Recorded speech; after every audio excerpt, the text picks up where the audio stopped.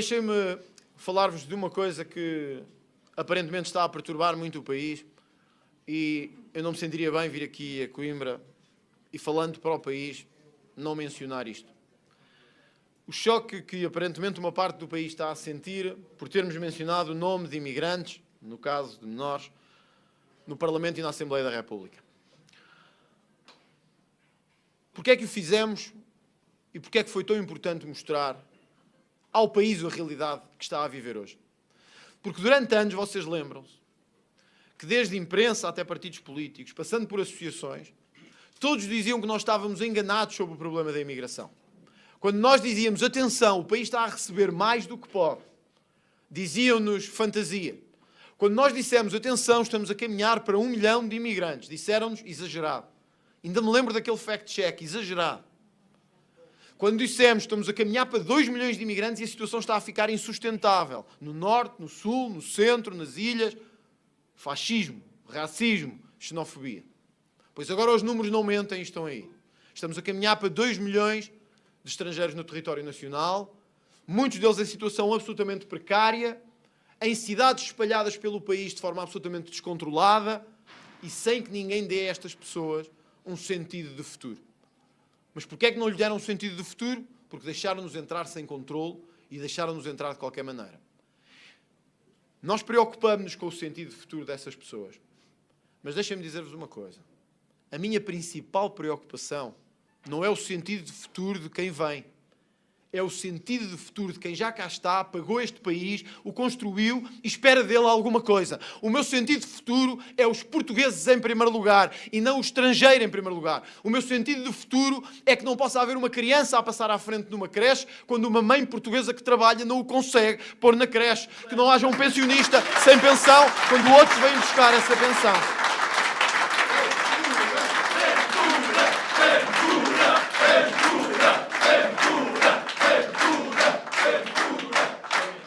Vou arriscar. A ver se não é a mesma coisa. Quando dissemos que aqueles nomes eram os nomes de uma escola, o que estávamos a mostrar ao país era isto. Vejam, os nomes colocados numa escola, é difícil encontrar um nome português. E há quem diga qual é o problema. Há problema. Há problema. Quando nós olhamos para os nomes numa escola e não conseguimos encontrar um André, um João, uma Maria, uma Joana, um Pedro, há um problema. Significa que está a haver uma inversão demográfica. Ok, para nós é mau, para outros é bom, mas há um problema. Há um problema em curso que temos que conseguir lidar. Ai, não se pode dizer nomes no Parlamento.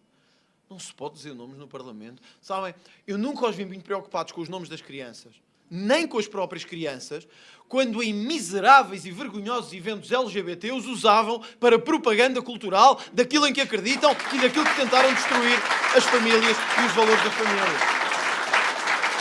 Aí não estavam preocupados com as crianças. Quando há pouco tempo, há uns dias atrás, na sede do Bloco de Esquerda, fizeram inclusivamente propaganda com uma criança de 6 anos, ou de 5, ou de 10, na sede do Bloco, uma criança oriunda de um desses países indostânicos, a apresentar e a aparecer ali verdadeiramente na sede do Bloco de Esquerda. Ou seja, este país é muito engraçado. Se aponta estes nomes para dizer há um problema, temos que o corrigir, Caio Carmo e a Trindade, temos que lhes meter processos em tribunal, temos que os prender, isto tem que acabar. Mas se os usarem para propaganda de esquerda e para defender os valores de destruição que a esquerda tem tido, então aí já se pode usar as crianças à vontade. É a velha lógica de, sim, vamos defender as crianças, mas vamos defendê-las para as instrumentalizar para os valores em que acreditamos, não por elas próprias. Nós dissemos no início e mantemos aquilo em que acreditamos. Deixem as crianças em paz. Porém, que ninguém nos peça para ficar calado quando centenas de mães, milhares de mães, nos contactam todos os dias e dizem que já não têm lugares para os seus filhos nas escolas porque outros estão a tomar esses lugares. Não nos peçam para ficar calados. Não ficaremos e enfrentaremos quem tivermos que enfrentar para que a verdade seja reposta.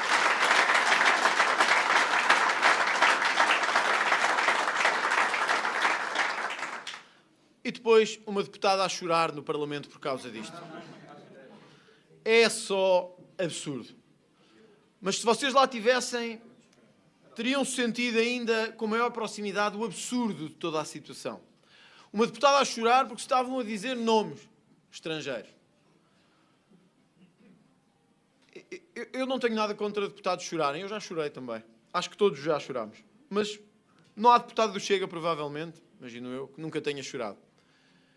Eu gostava era de os ver chorar pela corrupção do nosso país há décadas. Gostava mesmo. Gostava que alguém no Parlamento chorasse a dizer andamos a ser gamados há décadas desta forma e isto destrói-me a alma. Mas não, isso nunca vimos. Quando as mães não têm lugar para os filhos na creche, que alguém chorasse ali no Parlamento. Também não. Quando os profissionais de saúde são maltratados por ciganos nos hospitais, nos centros de saúde, que chorassem. Não. Olhem, ontem, um polícia de folga foi espancado quando estava com a mulher numa saída noturna. Espancado.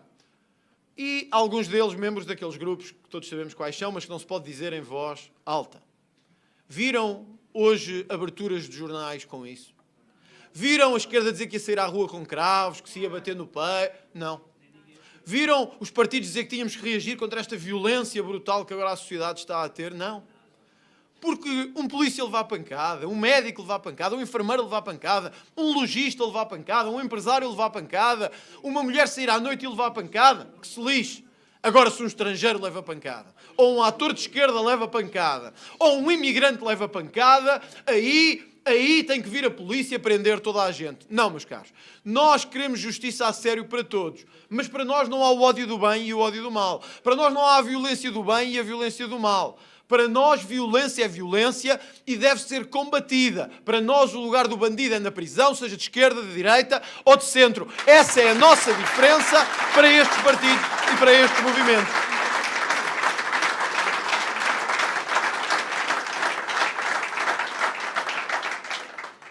Gostava de expressar este sentimento de desagrado e de dor precisamente por isso. Gostava de ver os deputados livres chorarem com isto. Há 2 dias, ou 3, tivemos 2 polícias que se suicidaram em 48 horas. 48 horas. Ninguém preocupado com isso. É como se não interessasse. É como se estes tipos, a dor das pessoas normais, deixasse de lhes preocupar. É como se o sofrimento de quem ganha pouco, mas paga ao país, deixasse de lhes preocupar. Os pensionistas, os nossos, recebem 80 euros. Mas quem está cá asilado, enquanto espera pela decisão, recebe 750 ou 800. Está tudo bem, coitado, ele vem de Marrocos. E eu não tenho nada contra quem vem de Marrocos. Nada. Mas porquê é que um tipo que vem de Marrocos recebe 750 euros ou 800 e o nosso pensionista recebe 200? Ou 70? Ou um ex-combatente recebe 90 euros de pensão? Não se pode falar nisso. Não se podia falar nisto. Não se podia falar nisto. Até nós criarmos este enorme movimento de pessoas normais que agora eles olham e dizem: onde é que estão os fascistas aqui? Porque nós olhamos, eu estou a olhar para vocês e de facto já é impossível ver em vocês aqueles fascistas perigosos e violentos que querem tomar a sociedade de assalto pela força do bastão e do cacetete. Não consigo ver isso em vocês. Eu até tento, mas não dá. Não.